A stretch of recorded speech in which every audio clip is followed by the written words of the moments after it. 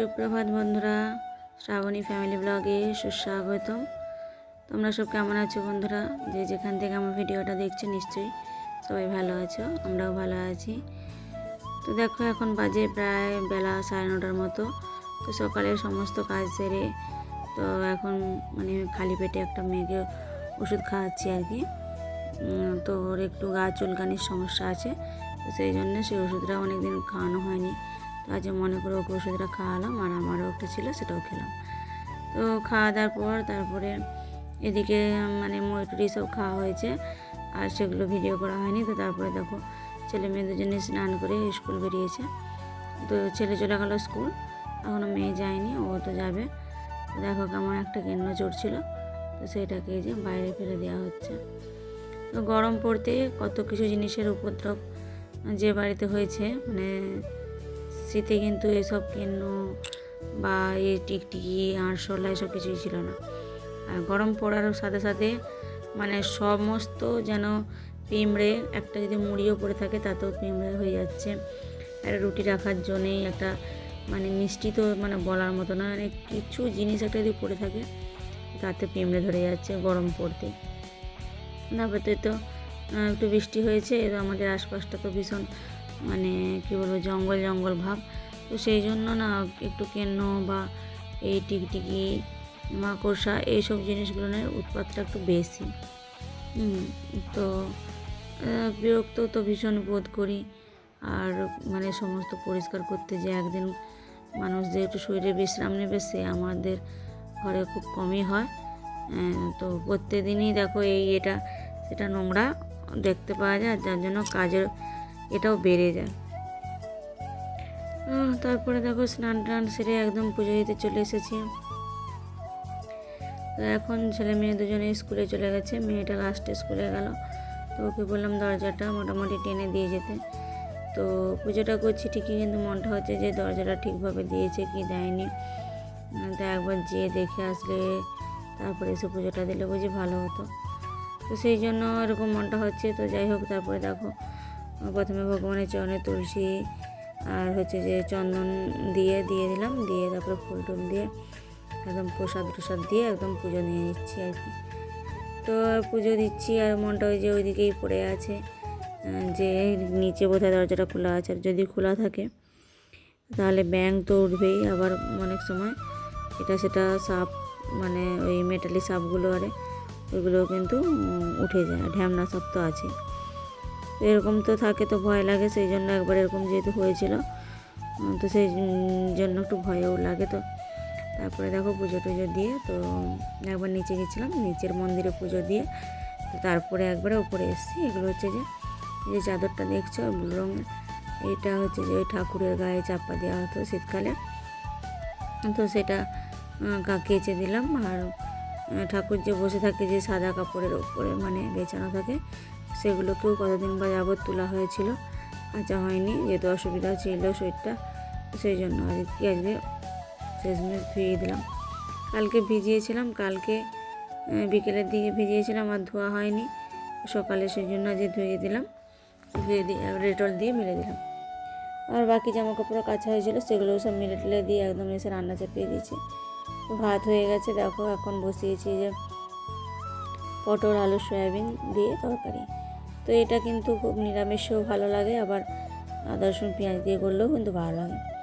তো আজকে যেহেতু নিরামিষ না, তো একটু আদা রসুন পেঁয়াজ দিয়ে আর কি করছি, কষার মতো, বেশি খুব ঝোল করব না, অল্প একটু ঝোলের মতো করবো আর কি। তো তারপরে দেখো তরকারিটা হতে হতে একটু জল ঢেলে দিয়ে মানে আলুটা যতক্ষণ না সিদ্ধ হয় সেই মতো আর কি দিয়ে এসে আবার বসে পড়লাম। আর আজকে কিন্তু এবছরের ফার্স্ট টাইম খাবো পাট শাক, কারণ এবছর এখনও একদিন আমি পাট শাক খাইনি। কবে থেকেই বলছি পাট শাক খাবো, কিন্তু বাজারে মানে যেদিনে হয়তো যাওয়া হয় সেদিন দেখতে পাওয়া যায় না।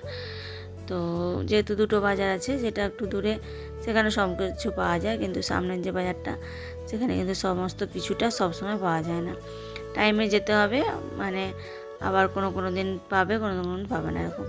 তো আমি যেহেতু পুরনো বাড়িতে গেছিলাম, তো সেখানে তো প্রচণ্ড পাট চাষারে হয়, একটা কাকিমাদের হয়েছিল, চেয়েছিলাম আমি যে পাট শাক যেন একটু দেয় ভাজা করে খাবো।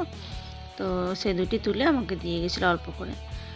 তো তারপরে দেখো রান্না বান্না সেরে একদম খাওয়া দাওয়া সেরে নিলাম, প্রচণ্ড খিদে পেয়ে গেছিলো। তো খাওয়া দাওয়া সেরে তারপরে একটু বসেছিলাম, টিভি দেখছিলাম, একটু শুলাম, কিন্তু ঘুম হয়নি, যেহেতু বাচ্চারা সব স্কুলে গেছে, ঘুম ধরে গেলে আবার গেট খুলতে পারবো না, তখন এসব দাঁড়িয়ে থাকবে, তো সেই জন্য ঘুম হয়নি আর কি। টিভি দেখছিলাম আর একটু মানে ওই শুয়ে শুয়ে এদিক সেদিক করতে করতেই কেটে গেছে। তারপর মেয়ে চলে এসছে তখন 3:30, ব্যাস, আর আমি আর ঘুমোইনি। তো উঠে দেখো আমি প্রথম মেয়ে টিউশন চলে গেল, একটু বিস্কুট আর জল খেয়ে, আর আমি এদিকে এই যে চালের বস্তাটায় মানে কালকে শাশুড়ি মায়ের কাছ থেকে 10 কেজি চাল কিনে নিয়ে এসেছি, আর সেই চালটাই আজকে মানে টিনে ভরে ফেলছি। টিনটা একদম খালি ছিল, তো টিনে ভরে ফেললাম। আর টিনটায় না প্রায় 14 কেজি কি ওই 13 কেজির মতো চাল ধরে, আর 10 কেজি চাল এনেছি, তো পুরোপুরি টিনটা ভর্তি হয়নি। তো যা হয়েছে হয়েছে, আবার পরে নিয়ে আসবো বলেছি, এখন ওগুলোই থাক, এখন 10 কেজি চালই খাওয়া হোক।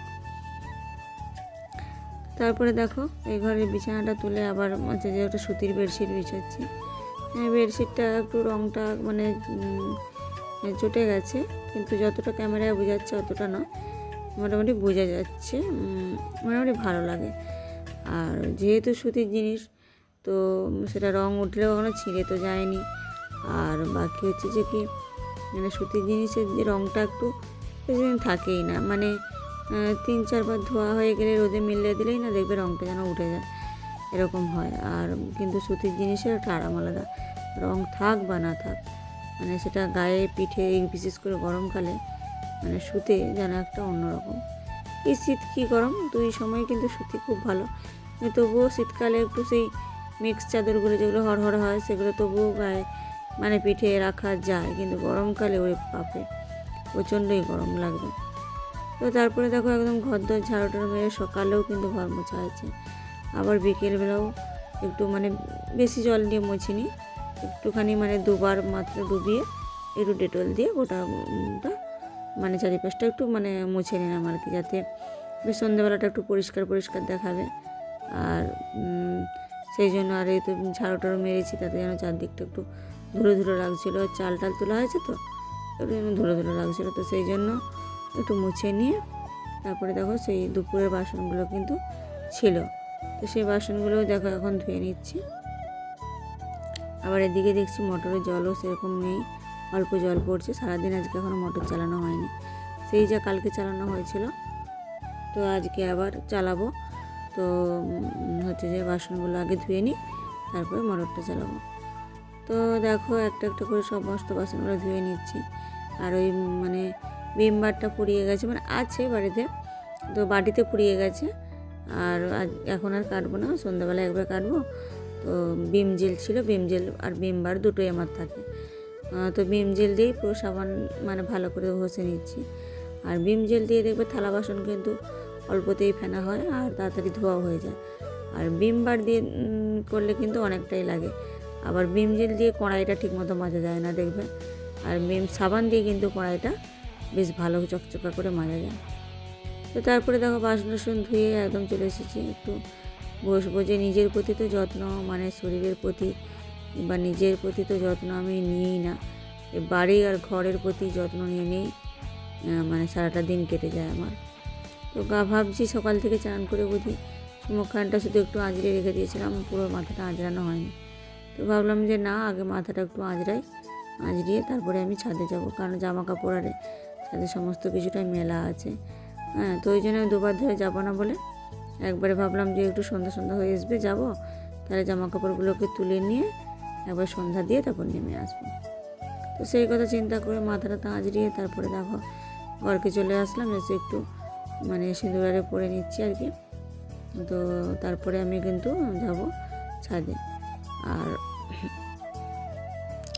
যে ছেলেকে গেছে খেলতে, তো স্কুল থেকে এসে তো ওকে একটু জিনিস আনতে পাঠাবো আর কি, মানে আমি 2টো নাইটি সেলাই ধরতে দিয়েছিলাম, তো আসেনি, তো সেই জন্য আমি দাঁড়িয়ে আছি। বিশেষ করে যে আমি যদি উপরে চলে যাই ও আবার এসে চিল্লাবে, তখন আমাকে আবার নিচে আসতে হবে। এমনিতেই আজকে একটু যেন শরীরটা দুর্বল, মাথাটা যেন ঝিমঝিম করে ঘুরছে, এরকম একটু মনে হচ্ছে। এই সমস্যাটা যেন বন্ধুরা আমার প্রচণ্ডই আছে। আমার যেহেতু স্পন্ডালাইসিস আছে ঘাড়ে, তো সেই জন্যই কি মাথাটা ঘুরে, না কি কারণে, বা শরীরে রক্তও কম সেই জন্য, নাকি মাঝে মাঝে ভালোই থাকবো, আবার মাঝে মাঝে এরকম হয়। তো আজকে প্রচণ্ডই সমস্যা হচ্ছে, তো সেই জন্য বেশি ওঠানামা করার ইচ্ছাটা নেই। একদম সন্ধ্যা সন্ধ্যা অবকালে আমি দেখো ছাদে এসেছি, জামা কাপড়গুলো তুলে নিচ্ছি। তো আজকে এমনিতেও খুব বেশি রোদ বেরোয়নি, হালকা হালকা রোদই একটু বেরিয়েছিল। আর রোদের সেরকম তাপ আজকে কমই ছিল, যেহেতু কালকে রাত্রে অতিরিক্তই বৃষ্টি ঝড় হয়েছে।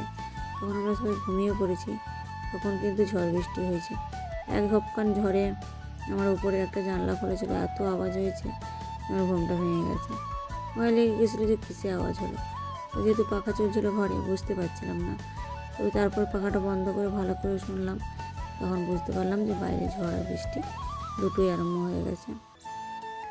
তো তারপরে দেখো বন্ধুরা, জামা কাপড় তুলে আবার নাইটিটা আমি চেঞ্জ করে নিলাম, যেহেতু সন্ধ্যা দেখাবো। তো চেঞ্জ করে দেখো সন্ধ্যা দেবো বলে ঠাকুর ঘরে চলে এসেছি। এসে বসে এই যে পুজোর ফুলগুলো দিয়েছিলাম ভগবানকে পুজো করার সময়, তো সেই ফুলগুলো এখন তুলে নিচ্ছি। তো তারপর দেখো বন্ধুরা, আমরা এখন সন্ধ্যার টিফিন খেতে বসে গেছি। মেয়ে ছেলে খাবে ম্যাগি আর আমি খাচ্ছি মুড়ি। তো চলো এখনকার মতো ভিডিওটা আমরা এখানেই শেষ করে দিচ্ছি। আবার কালকে আসবো নতুন ভিডিও নিয়ে। ততক্ষণ সবাই ভালো থেকো, সুস্থ থেকো এবং সাবধানে থেকো।